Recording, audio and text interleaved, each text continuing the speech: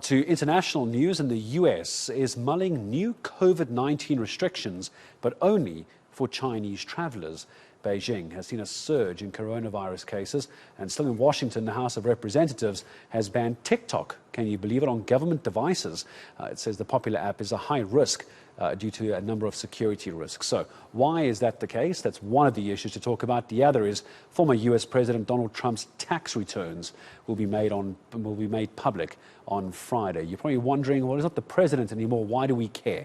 Well, let's find out from US correspondent Jagruti Dave joining us this evening. Jagruti, good evening to you. Let's first of all start with this concern around COVID cases over in Beijing. What is the White House's response to this? Yeah, the White House is saying that they are considering adding restrictions to inbound visitors to the United States from China. They have cited other countries like Malaysia, Japan, Taiwan and India as doing the same. They've said that they have mounting concerns about the coronavirus case numbers in China.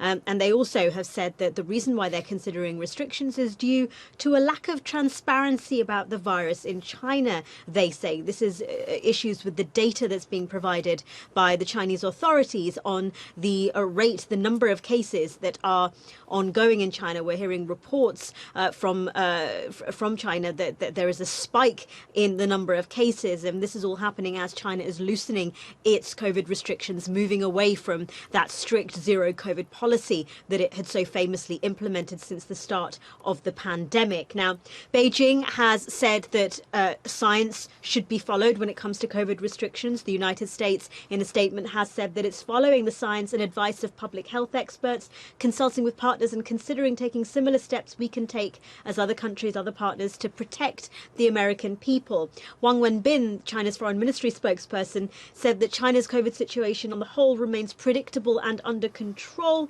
And he has accused a small number of Western media outlets of deliberately hyping up and misrepresenting China's COVID policy adjustments. Now, when it comes to travel restrictions, we heard, at the start of the pandemic, there were some experts who were saying that actually travel restrictions don't do very much to stop the spread of the virus. So, there is that argument on the other side against travel restrictions. But here, I think a lot of people are reacting in different ways to this news that China is, resuming, opening its borders basically as of January the 8th, as a distinct move away from its previous policy.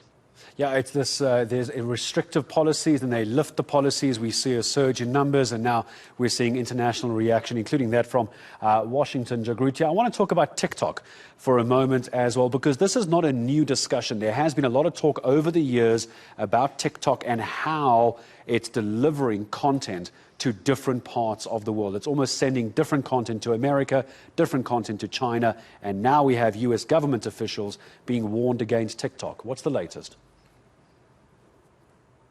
Yeah, so this is the House of Representatives that is following moves by the Senate, by states such as Texas, South Carolina, Georgia, to name a few, the US military even, that are banning the use of TikTok on government devices. The concerns here in the United States are broadly security concerns. They are worried that TikTok's parent company, ByteDance, could come under pressure from the Chinese government to share the data of American users. TikTok has said that the data that they have is not actually stored in China, it's stored in the United States or even in Singapore. And they've also said that they're willing to work with foreign governments to try to keep the data that they have at arm's length from themselves and from their parent company. But this is just the latest move here in the United States about concerns over Chinese technology, Chinese security, and generally Chinese infrastructure within their own countries. Jagruti, I'm going to say thank you very much for now. I know I did mention we might talk about Donald Trump and his tax and the books being opened for all to see. I think we'll leave that for another time, because that's only coming out on Friday as well. It's going to be fascinating, isn't it, to see what is actually in Donald Trump's tax numbers. I'm sure it's a very large number. People want to see what those numbers are made of. Jagruti Dave, thank you very much indeed. US correspondent for us here on ENCA. When we